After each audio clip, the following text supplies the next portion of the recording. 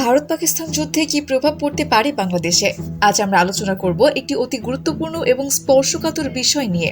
ভারত পাকিস্তান যুদ্ধ যদি শুরু হয় তাহলে সেটি কি প্রভাব পড়তে পারে আমাদের বাংলাদেশে? শুনতে খুবই ভয়ঙ্কর মনে হচ্ছে, তাই না? কিন্তু আন্তর্জাতিক রাজনীতি আর ভৌগোলিক বাস্তবতায় আমাদের বুঝতে হবে এই সম্ভাব্য সংঘাত আমাদের জন্য কতটা ঝুঁকিপূর্ণ হতে পারে।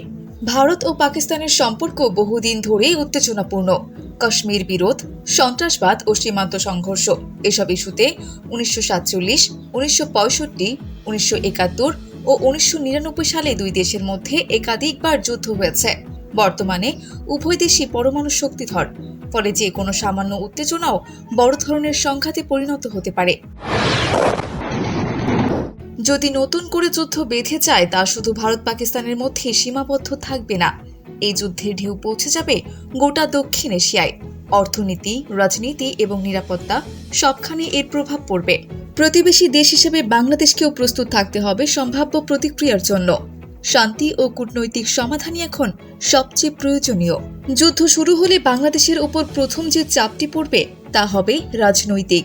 ভারত ও পাকিস্তান দুই দেশই বাংলাদেশের ঘনিষ্ঠ প্রতিবেশী এবং কৌশলগতভাবে গুরুত্বপূর্ণ। যুদ্ধ পরিস্থিতিতে বাংলাদেশ নিরপেক্ষ থাকার চেষ্টা করলেও আন্তর্জাতিক মহল থেকে নানা রকম চাপ আসবে।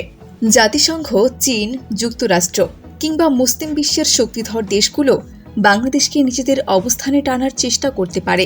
এমন পরিস্থিতিতে বাংলাদেশের কূটনৈতিক অবস্থান হয়ে উঠবে অত্যন্ত জটিল ও সংবেদনশীল। যদি বাংলাদেশ কোনো এক পক্ষকে প্রকাশ্যে সমর্থন করে তাহলে অন্য পক্ষের সঙ্গে সম্পর্ক বিঘ্নিত হতে পারে, যা রাজনীতি ও অর্থনীতির উপর দীর্ঘমেয়াদে নেতিবাচক প্রভাব ফেলতে পারে। বাংলাদেশের অর্থনীতি আমদানি, রপ্তানি ও আঞ্চলিক স্থিতিশীলতার উপর ব্যাপকভাবে নির্ভরশীল। ভারত পাকিস্তান যুদ্ধ শুরু হলে এই অঞ্চলের বাণিজ্যিক রুটগুলো বাধাগ্রস্ত হবে।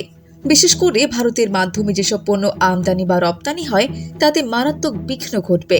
এর ফলে জ্বালানি তেল ও গ্যাসের দাম বেড়ে যেতে পারে, আমদানি পণ্যের সরবরাহে দেরি হবে এবং বৈদেশিক বিনিয়োগকারীদের আস্থা কমে যেতে পারে।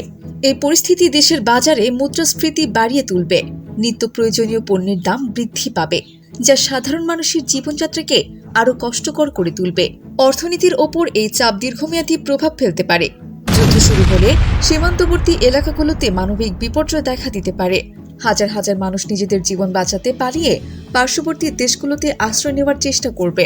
সেই শরণার্থীদের একটি অংশ বাংলাদেশে ঢোকার চেষ্টা করতে পারে, বিশেষ করে যেসব সীমান্ত অঞ্চল তুলনামূলক দুর্বল সুরক্ষিত। এতে সীমান্তে চোরাচালান ও অবৈধ অনুপ্রবেশ বেড়ে যেতে পারে। সেই সঙ্গে নিরাপত্তা ব্যবস্থায় চাপ সৃষ্টি হবে এবং সামাজিক অস্থিরতার ঝুঁকি তৈরি হতে পারে। স্থানীয় জনগণের মধ্যে আতঙ্ক ছড়িয়ে পড়বে এবং আইন শৃঙ্খলা পরিস্থিতি নিয়ন্ত্রণে রাখতে প্রশাসনকে বাড়তি সতর্ক থাকতে হবে।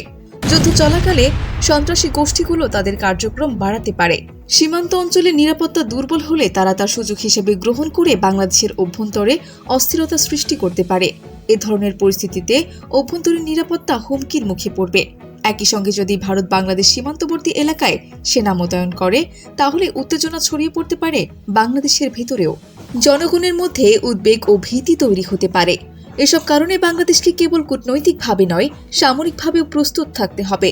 দেশের সেনাবাহিনী, বর্ডার গার্ড এবং আইন শৃঙ্খলা বাহিনীকে সজাগ থেকে যে কোনো অপ্রত্যাশিত পরিস্থিতি মোকাবেলার জন্য দ্রুত ব্যবস্থা নিতে হতে পারে।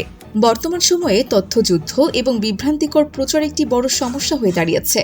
ভারত পাকিস্তান যুদ্ধ শুরু হলে বাংলাদেশের সামাজিক যোগাযোগ মাধ্যমে বিভিন্ন গুজব, ভুয়া খবর এবং উস্কানিমূলক কন্টেন্ট ছড়িয়ে পড়তে পারে। এসব তথ্য সমাজে অস্থিরতা ও বিভক্তি সৃষ্টি করতে পারে, বিশেষ করে ধর্মীয় অনুভূতি উস্কে দিলে। বিভিন্ন পক্ষের মধ্যে উত্তেজনা বৃদ্ধি পাবে এবং শান্তিপূর্ণ সমাজে বিশৃঙ্খলা দেখা দিতে পারে। জনগণের মধ্যে বিভ্রান্তি ও দ্বন্দ্ব তৈরি হতে পারে, যার ফলে দেশের অভ্যন্তরীণ পরিস্থিতি আরও জটিল হয়ে উঠতে পারে। এই অবস্থায় সংবাদ মাধ্যম ও সরকারের দায়িত্ব হচ্ছে সঠিক তথ্য প্রচার করে সমাজকে শান্ত রাখতে সাহায্য করা। বন্ধুরা, ভারত পাকিস্তান যুদ্ধ আমাদের প্রত্যক্ষভাবে না ছুলেও এর ছায়া আমাদের দেশের উপরেই পড়বে।